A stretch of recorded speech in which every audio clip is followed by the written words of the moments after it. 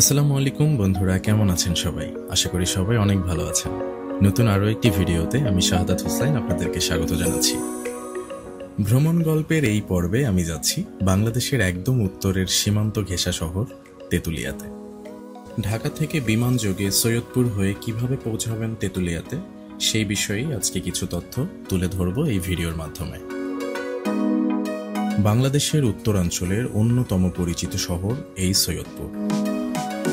ইতিহাস, ঐতিহ্য আর আধুনিকতার মিশেলে এই শহর ভ্রমণকারীদের জন্য সত্যি এক অনন্য অভিজ্ঞতা। অল্প সময়ের ফ্লাইট শেষে আমি পৌঁছে গেলাম সৈয়দপুর এয়ারপোর্টে। এয়ারপোর্টটা খুব ছোট বাট অনেক সুন্দর। এয়ারপোর্ট থেকে বের হয়ে আমি একটা রিক্সা করে রওনা দিলাম সৈয়দপুরের পঞ্চগড়গামী বাস স্ট্যান্ডে। যাওয়ার পথে দেখে নিব সৈয়দপুরের কিছু ঐতিহাসিক স্থাপনা। প্রথমেই এলাম শহরের একটি পুরনো গির্জার সামনে। এই গির্জাটি ব্রিটিশ আমলের স্মৃতি বহন করে চলছে। এখানকার স্থাপত্য আর পরিবেশ সত্যি মন ছুঁয়ে যায়। সেখান থেকে খুব কাছেই দেখা মিলল ঐতিহাসিক মর্তুজা ইনস্টিটিউটের। শিক্ষার আলো ছড়ানো এই ঐতিহাসিক প্রতিষ্ঠানটি এখনও সৈয়দপুরের মানুষের কাছে গৌরবের প্রতীক হিসেবেই পরিচিত। এখানে কিছুক্ষণ ঘোরাফেরার পরে আমি চলে আসলাম সৈয়দপুরের বিখ্যাত চিনি মসজিদ দেখার জন্য। 1863 সালে নির্মিত এই মসজিদটি তার অসাধারণ টেরাকোটা নকশার জন্য সবার কাছে অনন্য। ইতিহাস প্রেমী আর ভ্রমণ প্রেমীদের জন্য চিনি মসজিদ এক অবিস্মরণীয় স্থান। এরপর আমার গন্তব্য দেশের সর্বশেষ উত্তরের প্রান্ত তেঁতুলিয়ায়। সবুজের সমারোহ আর প্রাকৃতিক সৌন্দর্যের জন্য তেঁতুলিয়াকে বলা হয় বাংলাদেশের দার্জিলিং। শুভ দুপুর বন্ধুরা।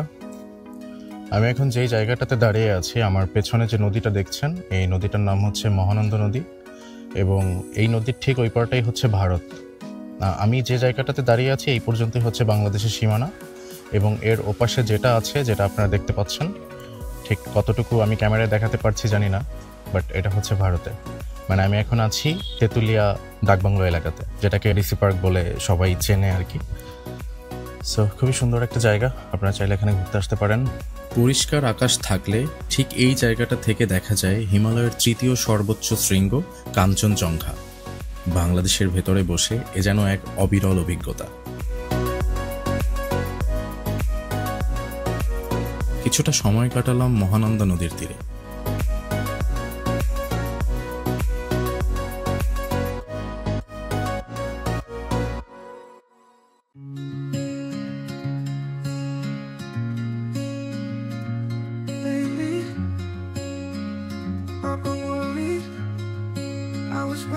আমরা এখন যাচ্ছি তেঁতুলিয়া ডিসি পার্ক থেকে শিলিগুড়ি ভিউ পয়েন্টে। মামা, ওইটার কি শিলিগুড়ি ভিউ পয়েন্ট বলে না?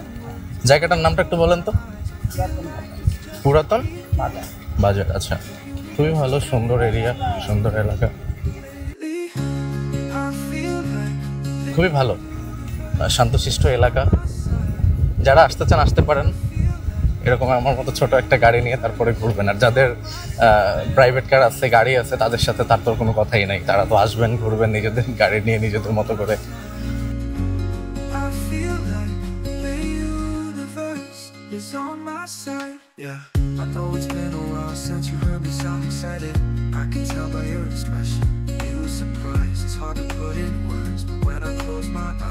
আমরা মনে হয় চলে আসছি। আমি এখন ভেতরে যাব। আচ্ছা, আপনি তাহলে থাকেন, আমি আসি।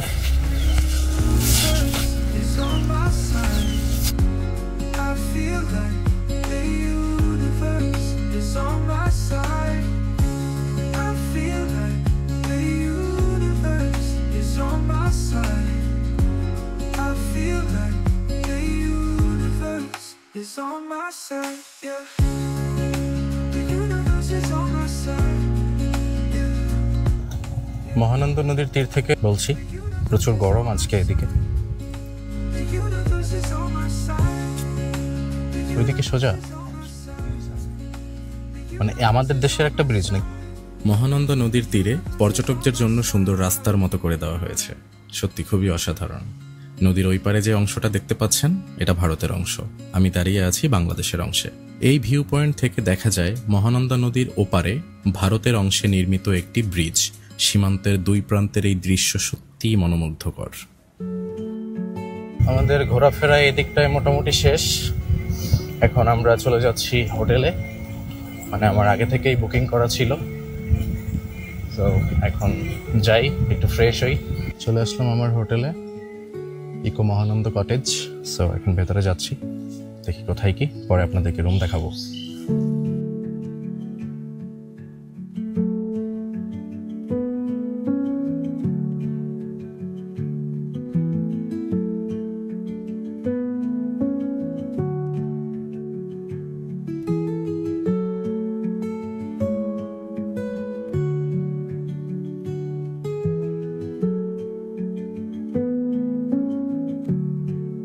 সবচেয়ে ভালো বিষয়টা হচ্ছে এপাশের বারান্দাটা, অসাধারণ একটা বারান্দা, একটা খেলার মাঠ আছে। সাধারণত আপনারা যারা আসেন, আপনারা এসে হচ্ছে পঞ্চগড় শহরে আপনারা হোটেল নিয়ে থাকেন, কিন্তু এটা আমি তাদের উদ্দেশ্যে বলছি। আপনারা হচ্ছে পঞ্চগড়ে না থেকে ওখান থেকে দেখেন, ওখান থেকে তেঁতুলিয়ার দূরত্ব হচ্ছে আপনার প্রায় হচ্ছে 40-45 কিলোর মতো, ঠিক আছে? তো আপনারা এখানে আসলে কিন্তু এই ধরনের হোটেল পেয়ে যাচ্ছেন।